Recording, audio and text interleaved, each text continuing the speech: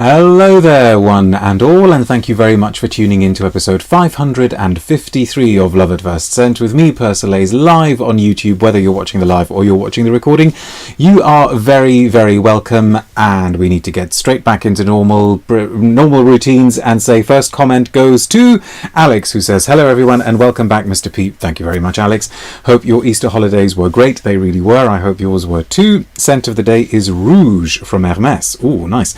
Perfumed by the Sea says, yay for Mr. P on a Sunday wearing Sycamore from Chanel. The question is EDT, EDP or Extra. An Ambre Incense Honeymoon says Alex. Xabi says warm welcome back. Dushan says hello, hello. Helter Skelter Jones says first time in a long time. Very, very true. Mitra Kai is here as well saying hello. And hello from Dubai says Rima. Hello suntan says Oriana. Yeah, I know, maybe overdid it a little bit, but never mind. By the way, on my screen I can you sort of don't do videos for a couple of weeks and it's like all the technology sort of starts afresh and you need to re-sign back into everything.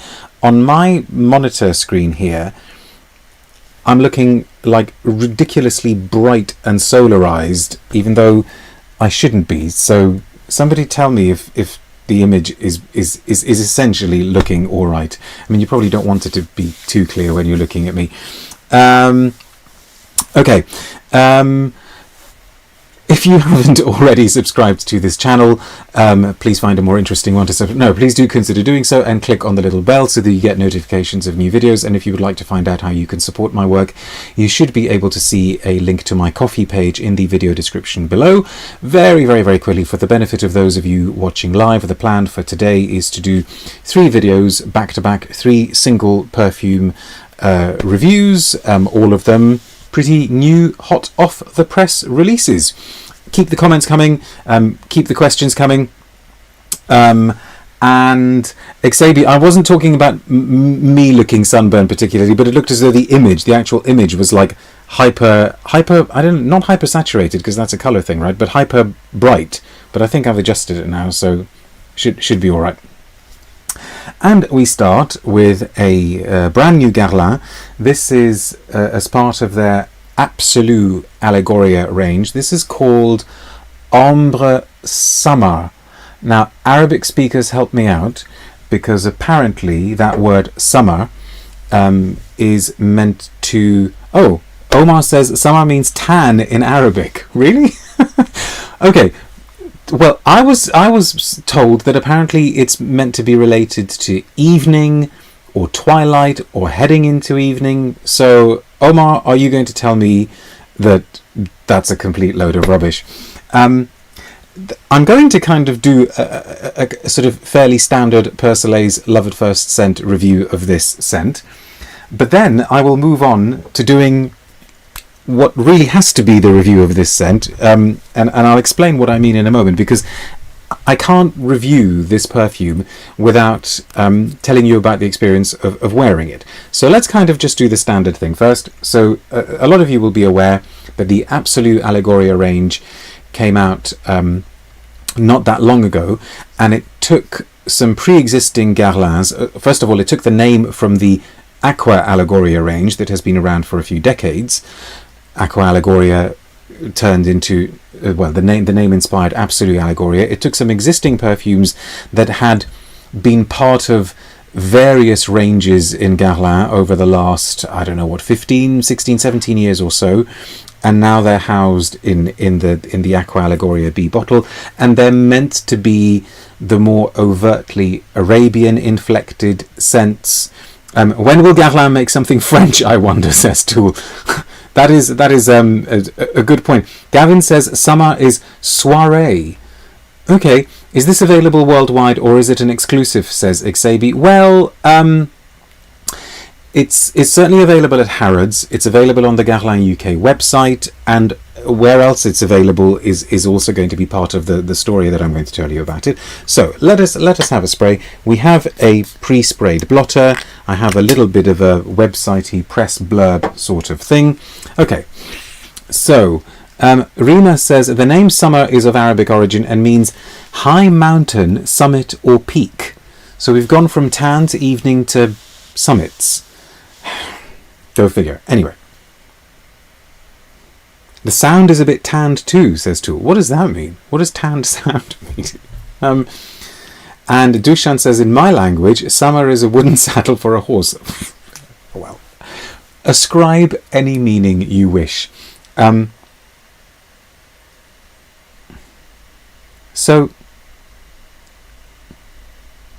David says the sound is a bit loud. Let's see if this helps. Or maybe you can turn your volume down? I don't know. Is that better? Okay. So what you get is, to my nose, even though I know some of the things I'm about to say to you are not listed, what I get is a kind of dates gourmand inflection. Okay, the sound is better now. Perfect. I try to keep to the same settings every single time, I promise you, but the technology has a mind of its own and just decides to change things. So I'll try and keep it the same. I get a bit of cardamom, which reminds me of the kind of cardamom and tea scent that Guerlain did as part of the same range, maybe 2 years ago. A honey kind of inflection, and then you can tell straight away that this is all going to go into a fairly classic, slightly leaning towards the sweet side of things, amber, so vanillic, balsamic, resinous. It's very, very attractive and very, very instantly likable. Dushan, that's very, very kind. Whatever summer means, long live Guerlain. That's true. That's very, very kind. Thank you very much. There's kind of nothing to dislike about this. Is it credited to Thierry Vasseur or Delphine? This one is credited to Delphine. So that's the kind of, this is what you get when you're smelling it. And I suppose I should just do the little bit of a blurb that comes with it as well. What do they say? Ambre Samar depicts the magic of a red moonlit night in a perfume full of contrasts. Dark and mysterious wreaths of frankincense and ambergris are illuminated by a flamboyant amber accord with sensual vanilla and honey accents. I mean, to me, it's not especially frankincense-y. There is a sort of frankincense note running through it. To me, it's more about dates, maybe a touch of saffron, some spices, cardamom, amber. A chiaroscuro creation inspired by the spectacular light that bursts forth from the darkness during a lunar eclipse. Then they go on to tell us that it contains an ambergris tincture that's made exclusively by Guerlain, for Guerlain. It says that they pair the addiction of vanilla with an intoxicating honey note, and Ambre Samar offers the skin the shimmering golden radiance of a delicately gourmand amber accord, and so on and so forth. And a quote from the perfumer, so from Delphine. So I said Jelk, didn't I? I said Jelk. We need to stick to this. Delphine Jelk. Ambre Samar is a homage to the flamboyant light that illuminates nature during a night of a red moon, a chiaroscuro amber perfume that radiates sensuality, which all feels a little bit like yada yada yada. We've read this sort of stuff before. Now, the getting to the meat of this review, I suppose. I've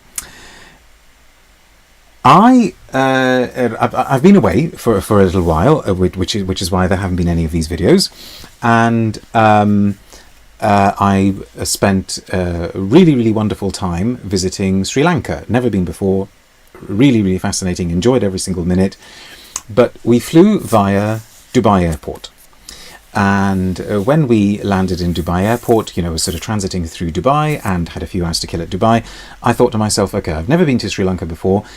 I hadn't been to a new, never been to before country for a very, very long time. In fact, I think the last time was 3 years ago that I'd been to a country I'd never been to before. And I thought, okay, well, this is a perfect occasion. I've got a bit of time at the airport. They have got a truly, truly wide selection of scents, wider than in most airports that you would see. And I thought, okay, let's see if I can actually make a relatively on-the-spot decision and choose a perfume that will be my Sri Lanka perfume.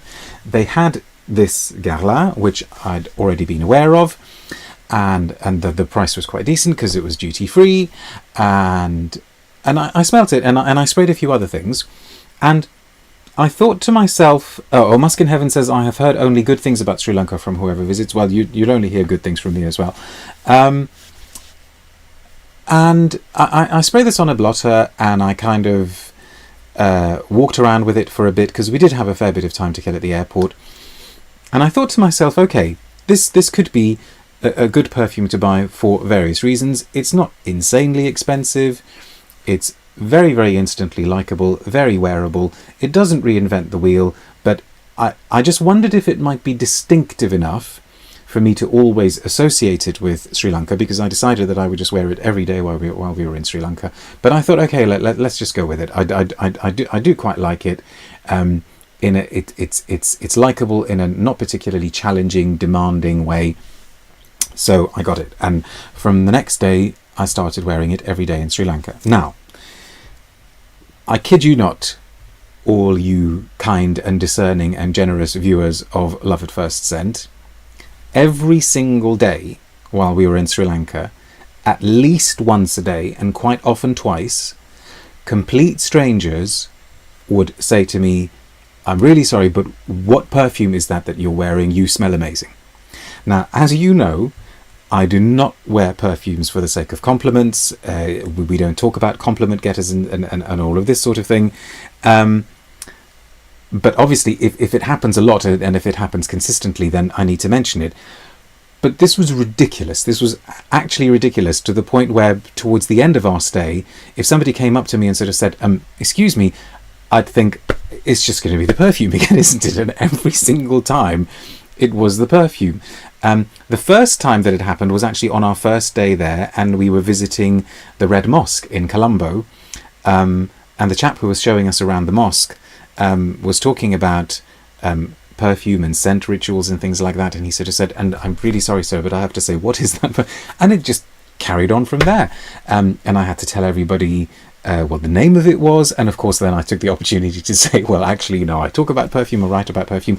But this is ridiculous. I've never had an experience like it. Now, it could be, I know we mustn't generalize about people, but Sri Lankan people, if we are generalizing people, came across as exceptionally friendly and hospitable and warm and welcoming.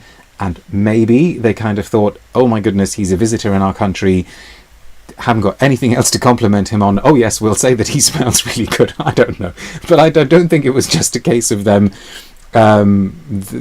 just being kind. It was every single day, whether we were going to a restaurant, walking into a souvenir shop, and what was slightly annoying about all of this is that this is a rare case of a perfume that I wasn't particularly aware of wearing on myself. It does have a strong sillage. Madame Persolaise, every single time I've sprayed it as well, Madame Persolaise says, "Why do you always keep the good ones for yourself? Why can't I have that one?" And I just sort of said, well, you are free to walk around Dubai duty free as well, and I picked this one up for myself.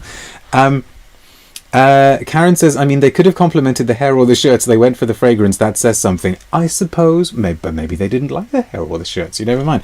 Lemon Arugula says, how many sprays did you use?